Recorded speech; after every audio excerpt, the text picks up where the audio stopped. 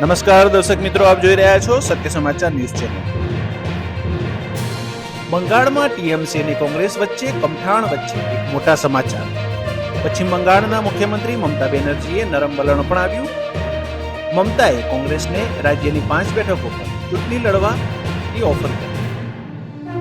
દેશના ઉદ્યોગપતિઓએ પણ one nation one ઇલેક્શનનો સ્વીકાર કર્યો. એક રાષ્ટ્ર એક ચૂંટણી દેશની અર્થવ્યવસ્થાને બૂસ્ટર આપશે.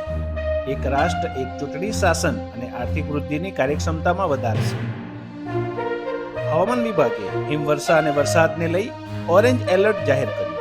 કાશ્મીરમાં હિમસ્ખલનની ચેતવણી વચ્ચે જાહેર કરવામાં આવી.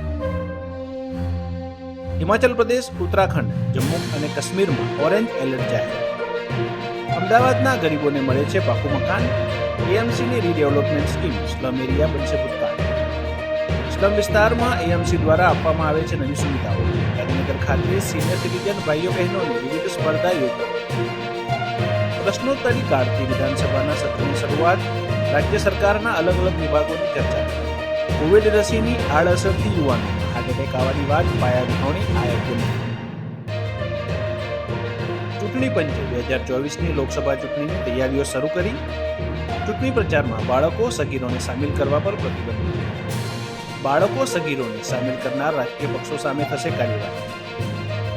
રાજસ્થાન વિધાનસભાના અધ્યક્ષ શ્રી વાસુદેવ દેવનાનીને વિધાનસભા ગૃહના નેતા અને મુખ્યમંત્રી ભૂપેન્દ્ર પટેલ, વિધાનસભા અધ્યક્ષ શંકરભાઈ ચૌધરી, ઉપાધ્યક્ષ જેઠાભાઈ ભરવાડ તથા રાજ્યમંત્રી મંડળના મંત્રીઓ સાથે શુભેચ્છા મુલાકાત.